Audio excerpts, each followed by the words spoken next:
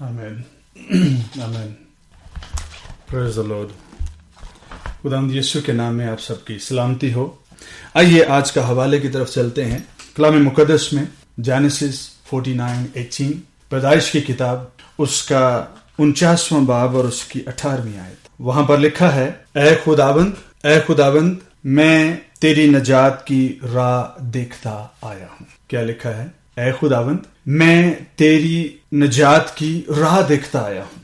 اور یہ بات جو ہے یہ ایسی جگہ پر لکھی ہے جہاں پر یعقوب نے اپنے سارے بیٹوں کو بلا کر ان کو برکت دے رہا ہے. اور برکت دیتے دیتے برکت کے دوران جو ہے اس نے اچانک سے جو ہے وہ ایک بات کہی ہے، اے خداوند میں تیری نجات کی راہ دیکھتا آیا ہوں.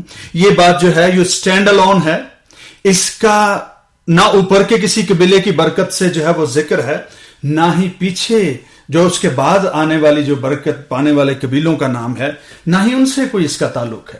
لیکن 12 قبیلوں میں خدا کی نجات کا ذکر ہونا یہ کوئی عام بات نہیں ہے. یہ بڑا اہم ہے، کیونکہ جب اب بیابان میں پچھلے دنوں میں ہم نے جب اسٹڈی کیا تھا، جب خیمہ اجتماع کو اسٹڈی کیا تھا، تو خیمہ اجتماع کے جو ہے وہ ایسٹ ویسٹ نارتھ ساؤتھ تین قبیلے جو ہیں جب یہ پڑاؤ کرتے تھے، ڈیرے لگاتے تھے، خیمے لگاتے تھے، رکتے تھے جہاں پر، تو وہاں پر لکھا ہے کہ تین قبیلے جو ہیں وہ خیمہ اجتماع کے چاروں طرف ہوتے تھے اور بیچ میں کر کے جو ہے وہ خیمہ اجتماع ہوتا تھا. خداوند کی پریزنس ہوتی تھی. کاہن جو تھے وہ خداوند کو سرو کرتے تھے. یہ 12 قبیلوں کا ذکر جو ہے اس طرح سے برکت کے ساتھ جو ہے وہ یعقوب نے پہلی دفعہ ان کو بلایا اور ان کو جو ہے وہ برکت دینا شروع کی. برکت دیتے دیتے 18ویں آیت میں آ کر کہتا ہے، اچانک سے اوپر کی بات جو ہے وہ یہ ہے، جو گھوڑے کے عقب کو ایسا ڈستا ہے کہ اس کا سوار پچھاڑ کھا کر گرتا ہے. اور بیچ والی جو آیت ہے جو ہم نے ابھی پڑھی ہے اور اس کے بعد کا جو حصہ ہے، جد پر ایک فوج حملہ کرے گی پر وہ اس کے دمبالا پر چھاپا مارے گا. تو یہ ان باتوں میں لڑائی جھگڑے کی باتیں ہو رہی ہیں اور بیچ میں جو ہے وہ ایک آیت لکھی ہے کہ اے خداوند میں تیری نجات کی راہ دیکھتا آیا ہوں. ہماری ایک بات جو پچھلے ہمارے سرمن سے جڑی ہوئی ہے اس میں سے ہم اسے بھی پڑھیں گے. اسی باب کی جو 28ویں آیت ہے اس پر ذرا غور کیجئے. وہاں پر لکھا ہے، اسرائیل کے 12 قبیلے یہی ہیں اور ان کے باپ نے جو باتیں کہہ کر ان کو برکت دی وہ بھی یہی ہیں. اور اگلی بات بڑی خاص ہے، ہر ایک کو اس کی برکت کے موافق اس نے برکت دی. ہر ایک کو اس نے اس کی برکت کے موافق اسے برکت دی. یہ کیا بات ہوئی؟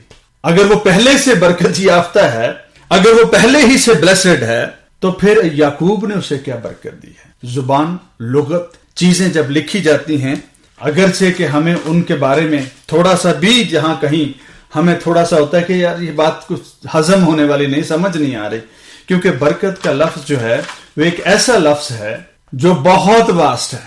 برکت کی مد میں ہم بہت کچھ کہہ جاتے ہیں، خداوند آپ کو برکت دے.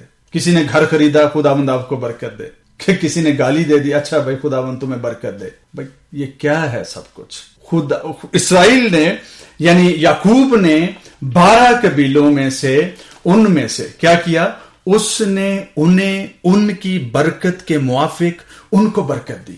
اس کا مطلب یہ ہے کہ یعقوب نے اپنے بیٹوں کو ان کے انٹرسٹ، ان کی ایبلٹیز اور ان کے پیشن کے مطابق ان کو برکت دی.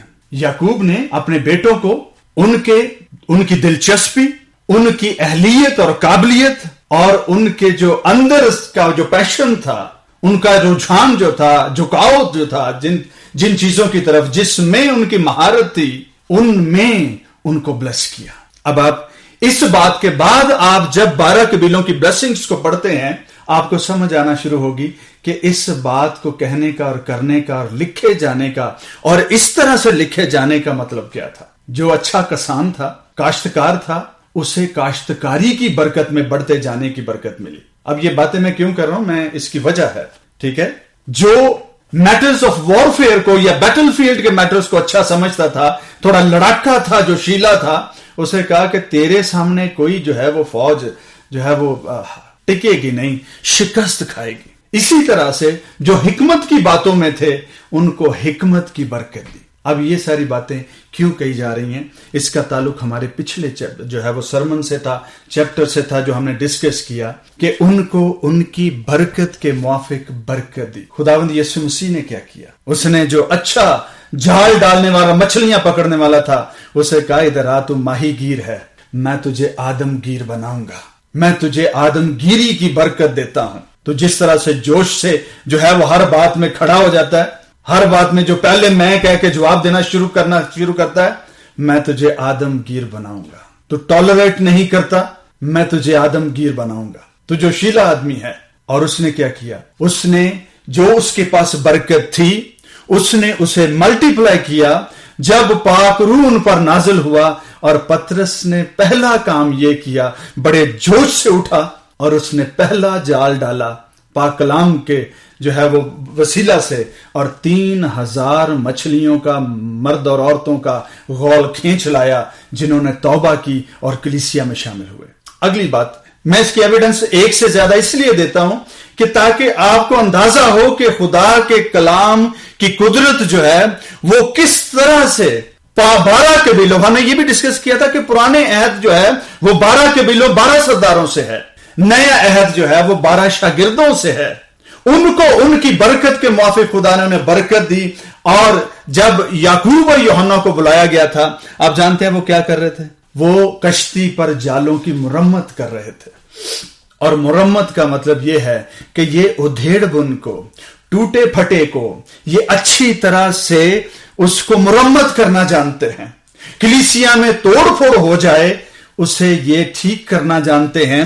इन 2 रसूलों को, जिनको लक़ब रसूल का दिया गया था, इनका रसूलों की खिदमत में, अगर आप रसूलों के उमाल में देखें तो इनका जिक्र शाज़ो नादर कहीं मिलेगा आपको। ये मंजरे आम पर नहीं आए, ये मर्दे शोला खू नहीं थे जैसे पालूस और पतरस और बरनबास थे। ये वो नहीं थे, ये वो खामोश लोग थे जो कलीसियाओं में बिदतें जब घर कर दी थी तो वहां पर आकर ये उन गलत किस्म की जो टीचिंग्स थी, तालीमात थी, कन्फ्यूजन्स थी, मिसकंसेप्शंस थी, उनको दूर करने का काम करते थे। खामोशी से बैठकर लिखना पसंद करते थे। राजो न्याज को जो है वो लफ्जों में और जो है वो रकम तराज होते थे उनके मुतालिक। देखिए कैसी खूबसूरत बातें जो हैं वो 12 कबीलों को उनको बरकत के मुताबिक उनको बरकत दी। और 12 रसूलों को जब उनको बुलाया गया था तो जिस बात में वो महारत रखते थे, जिस बात में उनकी जो है वो एबिलिटी थी, इंटरेस्ट था, उनको खुदा ने जिस्म की बातों से, जिंदगी के जो उनके मैदान थे या फील्ड थे जहां वो कारोबार करते थे, उन्हीं चीजों को खुदा की कुदरत ने, पाक रूह ने उसको ट्रांसफॉर्म कर दिया ताकि उनकी एबिलिटीज जो हैं वो स्पिरिचुअल मानों में, रूहानी मानों में, खुदा की बादशाही के कामों में वो काम आ जाएं। 12 कबीलों को उनकी बरकत के मुआफिक बरकत मिली और 12 रसूलों को उनके इंटरेस्ट और पैशन और एबिलिटी के मुताबिक खुदा ने उनको बरकत दी ताकि पाक रूह जो है उनको इस्तेमाल कर सके। ये वो बात थी जो हमारे पिछले सरमन से रिलेटेड थी। आइए चलते हैं फिर हम अपनी उस कुलीदी आयत की तरफ जहां पर लिखा है, ए खुदावंद मैं तेरी निजात की राह देखता आया हूं। अब पुराना अहद जो है उसमें लोगों ने इसी किस्म की बातें की हैं कि खुदावंद मैं तेरी निजात की राह देखता आया हूं। ये हरगिज ना सोचें कि उनके नाम किताबे हयात में लिखे नहीं जाते थे। हमने पिछले जो है वो सरमन उसमें डिस्कस किया था कि बिनाए आलम से जिनके नाम किताबे हयात में नहीं लिखे गए वो हैरान होंगे, और बिनाए आलम से जिनके नाम किताबे हयात में लिखे गए हैं उनकी बाबत भी जो है वो मुकाशफा की 2 आयात जो हैं वो लिखी हैं। तो इसका मतलब यह है कि बिनाए आलम से जो खुदावंद के साथ चलने की कोशिश में रहते थे उनके नाम किताबे हयात में लिखे जाते थे। और ये वो लोग हैं जिन्होंने खुदा की राह की निजात देखी, निजात की राह देखते आए थे, जिन्होंने जो कोशिश रहे हैं कि खुदा की निजात की हमें राह मालूम पड़ जाए। और ये बात जो है याकूब को उसके बाप इब्राहिम से باپ اسحاق سے، اور اسحاق کو یہی بات نجات والی اس کے باپ ابراہیم سے، اور ابراہیم کو جو ہے اس سے پہلے جو ہے وہ تارا یا نو اور جو ان کے عزیز تھے جو خدا کی پرستش کرتے تھے، یہ باتیں ان سے ان کو جو ہے وہ ملی ہیں، اور یہ باتیں اس سے پہلے ان کو جو ہے وہ ان کے باپ آدم سے ملی ہیں کہ خدا نے نجات دہندہ کا وعدہ کیا ہے۔ یہ مت سمجھیے کہ خدا نے جب بات کی تھی تو آدم کو سمجھ نہیں آئی تھی، خدا نے جب بات کی تھی تو بات کر کے جو ہے وہ خدا چلا گیا اور آدم سوچتا رہا کہ یہ کون سی خدا جو ہے وہ بات کر گیا، مجھے تو اس کی سمجھ نہیں آئی۔ خداوند نے جب ڈائریکٹ باتیں کی ہیں، روبرو باتیں کی ہیں، صاف باتیں کی ہیں، اور وہ اتنی حکمت اور سمجھ والے تھے کہ وہ ان باتوں کو سمجھتے تھے، اسی لیے ان کی نسل جو ہے وہ آنے والے دنوں میں اپنے بچوں کو برکت دیتے دیتے نجات کا پلان ان کی بلیسنگز کے اندر جو ہے وہ بیان کر کے گئے ہیں۔ پرانا عہد جو ہے وہ اس نجات کے منصوبے سے خالی نہیں ہے۔ داؤد جو ہیں جب ان پر بات آتی ہے تو وہ کہتے ہیں کہ میری جان تیری نجات کے لیے بے تاب ہے، اور تیرے کلام کے انتظار میں میری آنکھیں رہ گئی ہیں۔ دو باتیں، تیری نجات کے انتظار میں میری جان بے تاب ہے، اور تیرے کلام کے انتظار میں میری آنکھیں رہ گئی ہیں۔ میں ڈیسپریٹ ہوں، اس قدر جو ہے وہ منتظر ہوں اس نجات کا کہ میری جان میرے اندر گزداز ہو چلی ہے، بے تاب ہے، اور میری آنکھیں تیرے کلام کے انتظار میں جو ہے وہ رہ گئی ہیں، دھندلانے لگی ہیں۔ میں بوڑھا ہو گیا ہوں، تیری نجات کب دیکھنے کو ملے گی؟ اس قسم کی باتیں جو ہیں پرانے عہد نامے میں ہمارے باوجداد نے کی ہیں۔ نجات جو ہے وہ کتنی ہی قسم کی ہے۔ جب ہم چرچ میں جب شروع کیا تھا لانگ ٹائم اگو، ڈیکیڈز اگو، تو ہمیں نجات بات سے ایک ہی سمجھ آتی تھی، گناہوں سے نجات۔ نجات جو ہے صرف گناہوں سے نجات نہیں ہوتی، برے لوگوں سے بھی نجات پانا ہی نجات ہی ہوتی ہے، بری عادتوں سے نجات پانا بھی نجات ہی ہوتی ہے، نشہ بازی سے اور کسی بھی ایسی عادت سے، ایسی ایڈکشن سے جو ہے وہ چھٹکارا پا جانا بھی مخلصی اور نجات ہی ہوتی ہے۔ لیکن یہ آپ کے جو ہے وہ ابدی زندگی پانے والی نجات کا سبسٹیٹیوٹ نہیں ہو سکتی۔ کسی بیماری سے نجات پانا بھی نجات ہی ہوتی ہے، تکلیفوں سے، بیماریوں سے نجات پا کر خدا سے ملاقات کر لینا، یہ بھی تو نجات ہی ہوتی ہے کہ بیماری سے چھوٹ جانا، بستر مرگ سے چھوٹ جانا۔ نجات جو ہے اس کے بہت سے معنی ہیں، یہ جو پرسپیکٹو ہے یا یہ جو چیز ہے خاصی بڑی ہے، اس کے اندر بہت کچھ سمویا جا سکتا ہے۔ نجات صرف ایک قسم کی نہیں ہوتی، بہت سارے جو ہے وہ باتوں کو نجات ہم کہتے ہیں۔ تیرے نجات کے لیے میری جان جو ہے وہ بے تاب ہے، تیرے کلام کے انتظار میں میری آنکھیں رہ گئی ہیں۔ یہ زبور 119 اور اس کی 81ویں آیت میں لکھا ہے۔ اور اگلی بات جو ہے وہ یہ ہے، ایوب جو ہیں بڑی خوبصورت، بہت واضح یہ بات کہتے ہیں، ان کو کوئی ڈاؤٹ ہے ہی نہیں ہے۔ اور ایوب کی کتاب کے بارے میں یہ کہتا چلوں، یہ بڑی جو ہے وہ قدیم کتابوں میں سے ایک ہے۔ اگر کہا جائے کہ اس سے پہلے کہ توریت لکھی جائے، اس سے پہلے کہ بزرگ موسیٰ جو ہیں وہ توریت کو جو ہے وہ ترتیب دیں، اس سے پہلے ایوب کی کتاب جو ہے وہ موجود تھی۔ اگر آپ اس کے پہلے چیپٹر کے کانٹیکسٹ کو، ہر چیز کو پڑھنے کی کوشش کریں، آپ کو اندازہ ہوگا یہ کہ کتاب جو ہے وہ بہت قدیم ہے۔ اور اگر اس کتاب کو آپ سمجھنا چاہتے ہیں، میری رائے میں جو ہے وہ یہ کتاب اٹھا کر بائبل کے پہلے 8-10 چیپٹرز میں رکھ دیں تو آپ کو یہ کتاب سمجھ آنا شروع ہو جائے گی کہ ایوب کہنا کیا چاہتے ہیں، یہ کہاں کے رہنے والے تھے، مشرق کی باتیں کیوں کرتے ہیں، قائن بھی تو مشرق سے تھا۔ یہ ساری باتیں جو ہیں سمجھنے کے لیے اگر اس کتاب کو جو ہے اس کی ترتیب سے نہ دیکھیں کہ یہ زبور سے پہلے ہے، یہ دیکھیں کہ یہ سٹینڈ الون بک ہے، بڑی حکمت سے بھری ہے، اور اس کی زبان جو ہے وہ دنیا کے فلڈ سے پہلے یا فلڈ کے دنوں کی جو ہے وہ زبان ہے۔ اور ایوب جو ہے وہ اپنے صحیفے میں کہتے ہیں بہت کلیئر ویژن ہے ان کی پروفیسی ہے، ویژن ہے، بہت کلیئر ہے، اور وہ ہے ان کے ایوب کی کتاب کے 19ویں باب اور 25ویں آیت میں یہ بات لکھی ہے، لیکن میں جانتا ہوں کہ میرا مخلصی دینے والا زندہ ہے۔ ایوب زمانوں پہلے، بہت زمانوں پہلے، جن زمانوں میں یہ کتاب جینیسس تھی، ان زمانوں کی بات ہے زمانوں پہلے وہ کہتا ہے لیکن میں جانتا ہوں کہ میرا مخلصی دینے والا زندہ ہے، آخر کار وہ زمین پر کھڑا ہوگا۔ کیا کرے گا؟ آخر کار وہ زمین پر کھڑا ہوگا اور میں اپنی آنکھوں سے اسے دیکھوں گا۔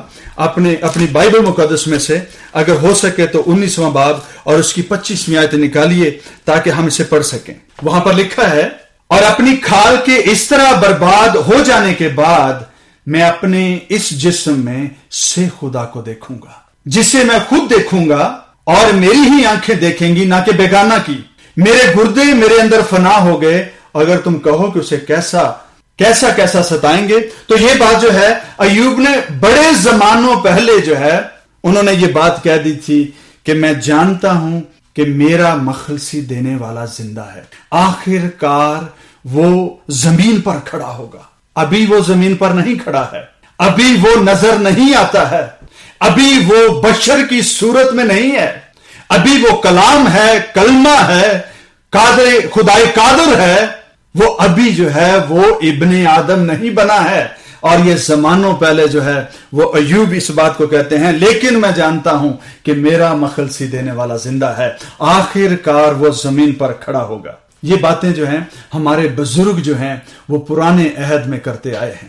انہوں نے نجات کی راہ، نجات کے لیے بیتابی جو ہے وہ ظاہر کی ہے۔ بڑے انبیاء جو ہیں، انبیاء اصغر جو ہیں، انہوں نے پروفیسیز کی ہیں اور کلیئرٹی کے ساتھ اس کے کاموں کے بارے میں، اس کی قدرت کے بارے میں بیان کیا ہے کہ وہ کیسا جو ہے وہ مہان ہوگا۔ آگے چل کر جب ہم نئے عہد نامے میں داخل ہوتے ہیں تو وہاں پر لکھا ہے، یوحنا رسول وہاں پر لکھا ہے، بلکہ یسایہ نبی کی کتاب کے 40ویں باب اور اس کی 3 آیت اور لوکا 3 باب اور اس کی 4 آیت دونوں ایک ہی حوالے کو بیان کرتی ہیں، اور وہاں پر لکھا ہے بیابان میں پکارنے والے کی آواز آتی ہے۔ ہم اکثر جب پڑھتے ہیں روانگی میں تو ہم ایک جو ہے وہ کئی دفعہ غلطی کر جاتے ہیں سمجھنے میں کہ بیابان میں پکارنے والے کی آواز آتی ہے۔ بیابان میں پکارنے والا ہم یوحنا ہی کو سمجھتے ہیں، جبکہ یوحنا جو ہے وہ تو آواز ہے پکارنے والے کی، وہ پکارنے والا نہیں ہے۔ یوحنا جو ہے وہ تو آواز ہے پکارنے والے کی۔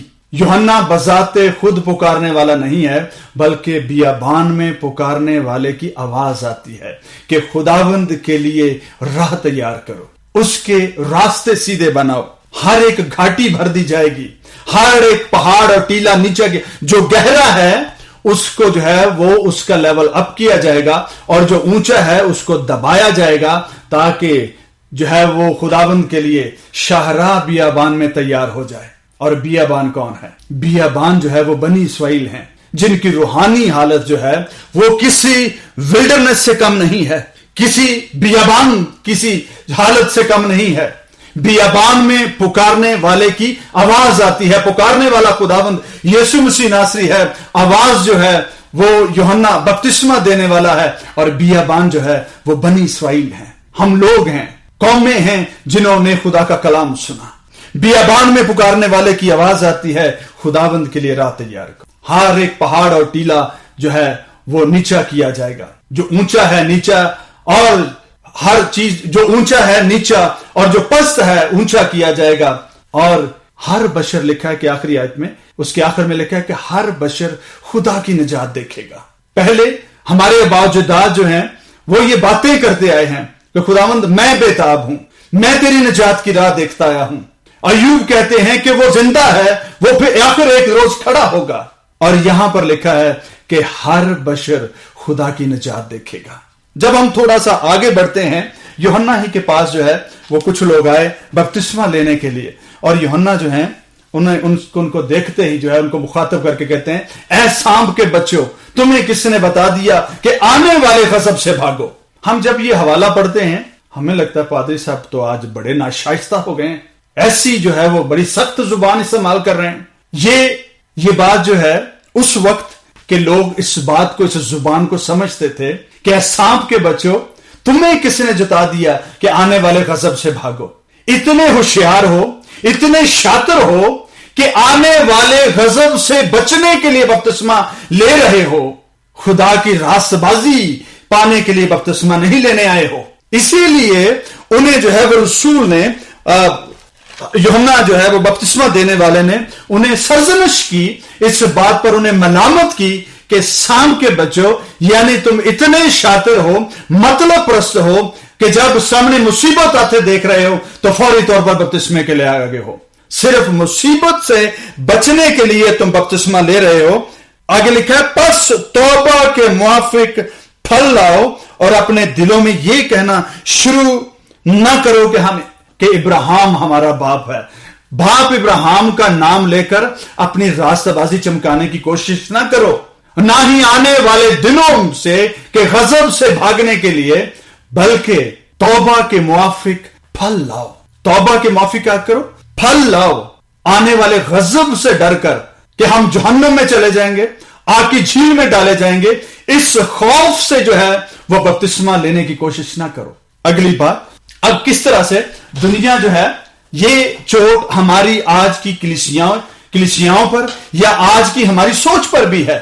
बतेरे लोग आज इसलिए बपतिस्मा लेते हैं ताकि अपनी रूहानी ठाठ बाट और इमेज को कायम रख सकें, ताकि लोग उन्हें रास्तबाज जाने। उन्हें नजात से गर्ज नहीं है, उन्हें खुदा से गर्ज नहीं है, उन्हें जो है इस बात से गर्ज है कि कहीं वो ना हो कि बपतिस्मा ना लिया तो वो ना हो कि नजात ही रह जाए। आज यूहन्ना बपतिस्मा देने वाले के वही अल्फाज बाज़ औक़ात कलीसियाओं में उसकी बाज़ गश्त सुनाई देती है कि ऐ सांप के बच्चों, तुम्हें किसने जता दिया कि आने वाले गजब से भागो, तौबा के मुआफिक फल लाओ।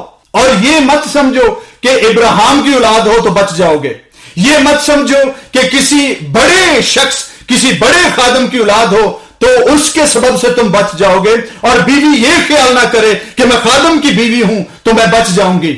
हर शख्स को अपनी अपनी जगह पर तौबा के मुआफिक फल लाने की जरूरत है ताकि नजात कंफर्म रहे, पता चले कि कोई शख्स नजात पा चुका है या नहीं, या नजात याफ्ता है या नहीं, या कफारा शुदा है या नहीं है। इन बातों से अपने आप को तसल्ली ना दो कि हम जो है वो रास्तबाजों की औलाद हैं और एक दफा जो है वो बपतिस्मा लेकर जो है वो तुम यहां से चले जाओगे और अपने आप को इब्राहिम की औलाद कहते रहोगे। तौबा के मुआफिक फल ना लाओ तो लिखा है कि कुल्हाड़ा जो है दरख्तों की जड़ पर रखा हुआ है, जो फल नहीं लाता वो काट डाला जाता है। अगर किताबे हयात में नाम लिखे जाते हैं तो मिटाए भी जाते होंगे। कुल्हाड़ा जो है वो दरख्तों की जड़ पर रखा हुआ है। और अगली बात जो है वो ये है, यीशु, एक बात जो हम अक्सर जो है वो कोट करते हैं दुआओं में भी कि यीशु मसीह पर ईमान ला तो तू और तेरा घराना निजात पाएगा। उसका मतलब ऑटोमेटिक नहीं है कि एक शख्स ने निजात पाई है तो बाकी का सारा घराना खुद से ही बच जाएगा। हर शख्स अपनी जिंदगी का खुद जवाबदेह है। उसका मतलब सिर्फ यह है कि तुम्हारे ईमान के सबब से, तुम्हारे अच्छे किरदार के सबब से तुम्हारा घराना बच सकता है। तुम्हारी दुआओं के जवाब में खुदा के मिनिस्टरिंग स्पिरिट्स जो हैं वो काम कर सकती हैं और घराना बच सकता है। आप जानते हैं यीशु मसीह नासरी ने एक शख्स के लिए लिखा है कि जब वो यरूशलेम में से होकर दाखिल होकर जा रहे थे तो एक शख्स को उन्होंने दरख्त पर से जो है वो बुलाया था कि भाई मियां इतनी ऊंची चढ़कर क्यों देख रहे हो, नीचे आ जा, मुझे आज तेरे ही घर जाना है। लूका 19 के जो है वो पहली 10 आयत हैं, उनमें यह हवाला दर्ज है कि आज मुझे तेरे ही घर रहना है, तेरे ही घर जाना है। और वो खुशी से मसीह यीशु को जो है वो अपने घर ले गया। उस वहां पर वो इस कदर खुश था, उसने आधा माल गरीबों को देने का वादा किया और फिर यह भी कि अगर मैंने नाहक लिया है तो मैं 4 गुना वापस करता हूं। और यीशु मसीह नासरी ने वहां पर एक बात कही, आज इस घर में क्या आई है? नजात आई है। आज इस घर में खुदा आया है। आज इस घर में यीशु मसीह नासरी आया है। आज इस घर में प्रॉमिस्ड मसाया, वादा किया हुआ मसीहा आज इस घर में आया है। और ये बात शायद शागिर्द समझ गए हों। मैं तेरी राह की, नजात की राह देखता आया हूं। उसका मतलब यह नहीं था कि मैं सिर्फ वो यीशु मसीह नासरी के मुंतजर थे।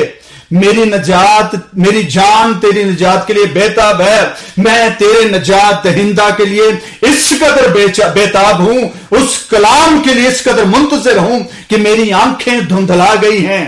اور ایوب کہتے ہیں کہ میں جانتا ہوں میرا مخلصی دینے والا زندہ ہے. نجات نہیں، نجات دہندہ کے لیے وہ منتظر تھے. میں اور آپ جو ہے وہ جو بپتسمہ دینے والے خادم کے سبب سے جو بات ہوئی ہے، یوحنا کے سبب سے، کہ اے سانپ کے بچوں تمہیں کس نے جتا دیا کہ آنے والے غضب سے بھاگو. ہم نجات کے لیے نہیں، ہم نجات دہندہ کے لیے منتظر ہیں. اس کے لیے ہم جو ہے وہ ہماری پیاس بڑھتی چلی جاتی ہے، اور بڑھنی بھی چاہیے. بپتسمہ اس لیے نہ لیں کہ ہم راستکاروں کی منڈلی میں شامل ہو جائیں. بپتسمہ اس لیے نہ لیں کہ لوگ ہمیں نجات یافتہ جانیں. بپتسمہ اس لیے لیں کیونکہ آپ کو نجات دہندہ کے ساتھ رہنا ہے اور اپنی آنکھوں سے اسے دیکھنا ہے. مبارک ہے وہ جو پاک دل ہیں، وہ خدا کو دیکھ پائیں گے. مبارک حالی جو ہے وہ صرف نجات کی کوشش میں نہیں ہے، نجات دہندہ کو ڈھونڈنے کے لیے ہے. اور شمون نے جب 8 روز کے بعد یسوع مسیح کو پریزنٹ کیا گیا کہ وہ ہیکل میں جو ہے وہ ان کو مخصوص کیا جائے شریعت کے مطابق، تو وہاں پر ایک بزرگ تھے شمون. انہوں نے کیا کیا؟ مالک اپنے خادم کو سلامتی سے رخصت کر دے. کیوں؟ کیونکہ میری آنکھوں نے تیری نجات دیکھ لی ہے. میری آنکھوں نے اس نجات دہندہ کو دیکھ لیا ہے جو تو نے قوموں کے روبرو جو ہے وہ پریزنٹ کر دیا ہے، اسے دنیا کے سامنے تو لے کر آ گیا ہے. میری آنکھوں نے تیری نجات کو دیکھ لیا ہے. اب میں مزید زندہ رہنا نہیں چاہتا ہوں. جس کا میں منتظر تھا اس کو میں دیکھ چکا ہوں. میرے بہن اور بھائی، ہم آج جو ہے ہمارے بزرگوں نے جو ہے وہ جس کے انتظار میں آنکھیں گوالی، جو انتظار میں جو ہے وہ ان کی آنکھیں دھندلانے لگیں اور جو صرف ویژن ہی دیکھ پاتے تھے کہ خداوند تو آخر کار زمین پر کھڑا ہوگا.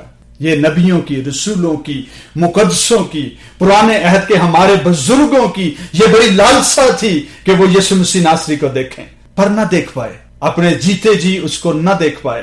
لیکن ان کی وہ خواہش اس روز پوری ہوئی. وہ جس نجات کے منتظر تھے، راہ دیکھ رہے تھے، وہ خود پاتال کے پھاٹکوں تک ان کے پیچھے گیا، ان پر ظاہر ہوا، ان سے باتیں کی، ان کو خوشخبری کی منادی سنائی، نجات کا مژدہ دیا، اور وہ نجات دہندہ سے لپٹ گئے تاکہ عالم بالا پر صعود کر جائیں. نجات کے لیے نہیں، نجات دہندہ کے لیے ہمیشہ کوشش کریں. اپنی نجات کو جو ہے وہ مضبوطی سے تھامے رہیں، نجات کی بنیاد کو مضبوطی سے تھامے رہیں. اور کلام مقدس میں لکھا ہے، رومیوں کے نام پالوس رسول کے خط میں، آئیے اس حوالے کو پڑھ کر ہم اس کا اختتام کریں گے. 10واں باب، رومنز چیپٹر 10، رومیوں کے نام پالوس رسول کے خط میں وہاں پر کیا لکھا ہے؟ راست بازی کے لیے ایمان دل سے لایا جاتا ہے. راست بازی کے لیے کیا کیا جاتا ہے؟ راست بازی اختیار کرنے کے لیے، راست بازی کے کام کرنے کے لیے آپ خدا کے کلام کو دل میں رکھتے ہیں تاکہ خدا کے خلاف گناہ نہ کریں، اور یوں راستکاری، راست بازی آپ کے بدن میں، آپ کے کاموں سے ظاہر ہو. پر اگلی بات جو لکھی ہے، اور نجات کے لیے اقرار منہ سے کیا جاتا ہے. یہ 11ویں آیت ہے. راست بازی کے لیے ایمان دل سے لایا جاتا ہے، پر نجات دہندہ کا اقرار خدا کے بیٹے یسوع مسیح ناصری کے خداوند اور بادشاہ اور صلیب پر مر جانے والا خداوند جو ہمارے لیے مر گیا، اس کا اقرار منہ سے کیا جاتا ہے کہ وہ یسوع ناصری خداوند ہے، جس کے بارے میں لکھا ہے کہ ہر ایک گھٹنا اس کے سامنے جھکے گا، خواہ آسمانیوں کا، خواہ زمینیوں کا، خواہ زمین کے نیچے کی کوئی مخلوق ہو، اور ہر ایک زبان اقرار کرے گی کہ یسوع ناصری ہی خداوند ہے. ہر زبان جب اس کا اقرار کرتی ہے تو نجات پاتی ہے. اور اگلی بات لکھی ہے، چنانچہ کتاب مقدس یہ کہتی ہے کہ جو کوئی اس پر ایمان لائے گا وہ شرمندہ نہ ہوگا، کیونکہ یہودیوں اور یونانیوں میں کچھ فرق نہیں، اس لیے کہ وہی سب کا خداوند ہے اور اپنے سب دعا کرنے والوں کے لیے فیاض ہے، کیونکہ جو کوئی خداوند کا نام لے گا نجات پائے گا. جو کوئی خداوند کا نام لے گا وہی نجات پائے گا. جو یسوع مسیح کا اقرار کرے گا وہ نجات میں چلے گا. جو نجات دہندہ کو تھامے رہے گا وہی نجات دہندہ کے ساتھ اگر مر جائے اور اس کے بعد زندہ بھی ہوگا.